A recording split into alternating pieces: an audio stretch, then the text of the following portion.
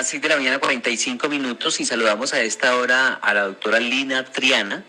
Ella es la presidenta de la Asociación Colombiana de Sociedades Científicas. Doctora, buenos días. Buenos días a todos, ¿cómo están? Muy bien, gracias por atender a Colmundo. El gobierno nacional decidió extender la cuarentena hasta el aislamiento, en lo que se tiene actualmente. Hay muchas cosas que todavía no se pueden hacer hasta el 1 de agosto. Usted, como experta en estos asuntos y como vocera de las sociedades científicas colombianas, ¿qué análisis tiene de la situación? Bueno, definitivamente hemos visto cómo la cuarentena o el aislamiento obligatorio que tuvimos desde más de 3 meses atrás funcionó para disminuir la replicación del virus. Y estamos viviendo hoy una replicación aumentada exponencial del mismo. Por eso suena apenas lógico que se prolongara la cuarentena para tratar de esta manera disminuir un poco el contagio de nuestra población. Tengan claro que cuando el gobierno habló de que iba a flexibilizar las medidas para ayudar a la economía o abrir la economía, fue claro que iban a tener unos parámetros. Y gracias, lo vemos con buenos ojos que sí están teniendo en cuenta esos parámetros. Porque si bien siempre hay la pregunta, ¿la economía o la salud? Y yo siempre digo que no tenemos que escoger por ninguno de los dos, porque siempre los polos son malos. Siempre en la vida tenemos que ir por un intermedio. Y obviamente tenemos que seguir estudiando cómo vamos a nivel de contagios y cómo vamos a nivel de camas disponibles de unidad de cuidado intensivo, para ir poco a poco abriendo la economía, o si no, retrocediendo, así como las políticas del Estado lo dijeron cuando empezaron a flexibilizar y abrir la economía. ¿Aceptado entonces por parte del gobierno mantener el aislamiento en las condiciones en que se tienen actualmente, con algunas restricciones? No es fácil para los colombianos, créanme, que tengamos otra vez aislamiento. Yo creo que muchos de nosotros estamos cansados de ese aislamiento. Pero ténganlo por seguro que si el Estado toma estas medidas es porque el Estado como tal es responsable de garantizar nuestra bioseguridad. Y si vemos que no hay suficiente camas de unidades de cuidado intensivo, respiradores, talento humano en salud listo para atendernos, es porque, y él toma esta decisión, el Estado, es porque está tomando una decisión responsable. Sí, aborda usted uno de los casos más preocupantes en este momento, y es el tema de la ocupación de las camas UCI. Fíjese usted, ¿por qué no nos explica un poco cuál es el tema con esos ventiladores? Que ya la alcaldesa de Bogotá dice que 206 ventiladores de los que le dio el gobierno recientemente, de 305, no sirven, que no funcionan. Bueno, esa es una pregunta, porque es que no es suficiente comprar un ventilador.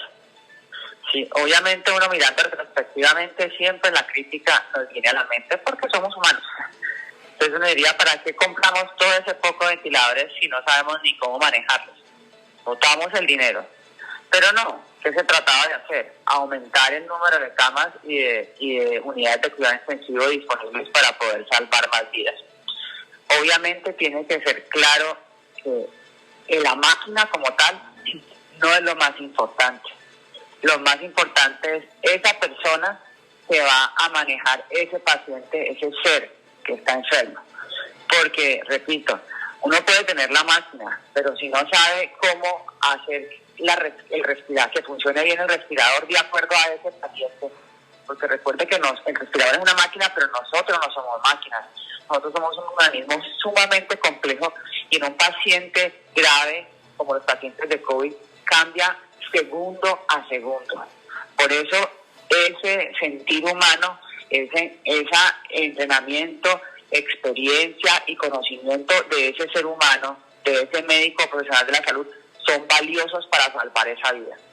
Entonces, por eso, si bien es muy importante los esfuerzos del gobierno nacional, los esfuerzos de los entes territoriales, porque también hay que aplaudir a muchos de ellos, como departamentos y municipios que hicieron el esfuerzo, ellos también, para aumentar el número de camas, e inclusive los hospitales privados, aumentando ese número de camas para prepararse para el momento donde hay una afluencia más grande de pacientes de lo esperado. Todos estos esfuerzos son importantes, pero no podemos dejar de lado lo más importante, que es quién va a manejar estos pacientes graves, y es el talento humano en salud. Claro. Doctora, ¿cuál es el tema de los profesionales de salud que no son suficientes? Y uno ve que de pronto hay cierta tendencia.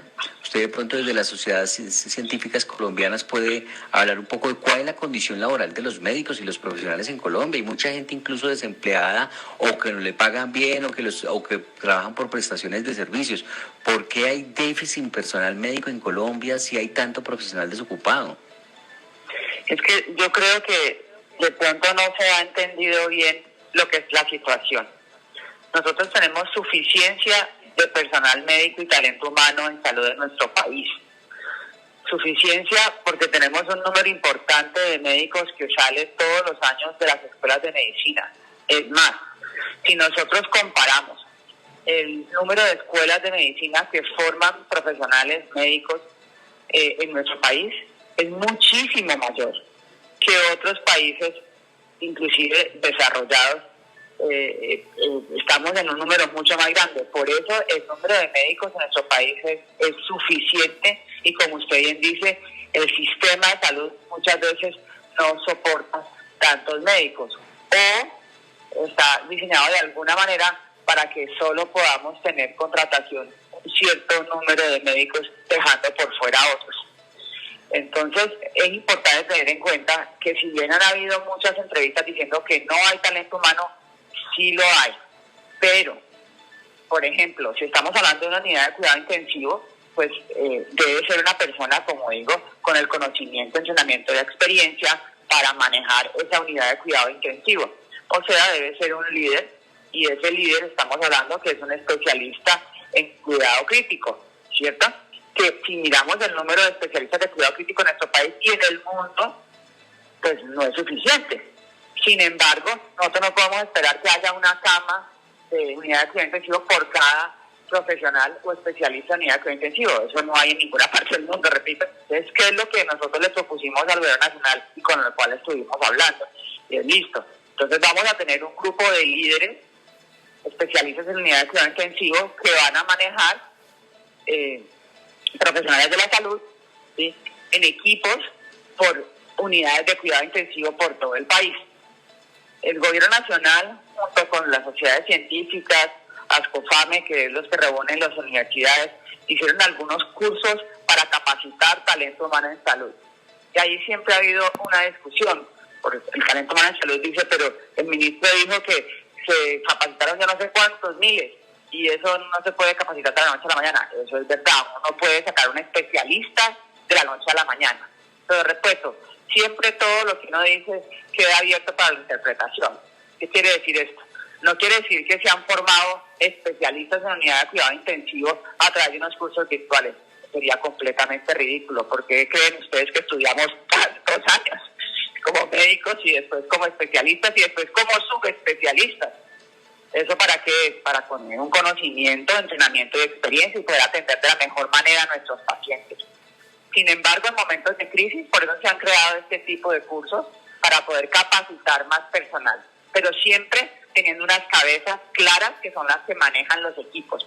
Entonces, si habló con Alberto, repito, para trabajar, las cabezas iniciales van a ser quienes, los especialistas en la unidad de cuidado intensivo, pero hay otros especialistas que también tienen experiencia en pacientes complejos, en pacientes graves, complicados, como lo son los especialistas en medicina interna, especialistas en cirugía general y especialistas en anestesiología, que también podrían trabajar de la mano con estos, digamos, los líderes que son especialistas en unidad de cuidado intensivo, y todo el resto de talento humano en salud que ha venido siendo capacitado para poder suplir las necesidades de este talento humano necesario en estos momentos. Es claro que no necesitamos traer especialistas de otro lado o importarlos como a veces se ha solicitado o se ha pedido desde el gobierno nacional. Eso sería un error importante, porque nosotros, repito, tenemos suficiente talento humano en salud en nuestro país.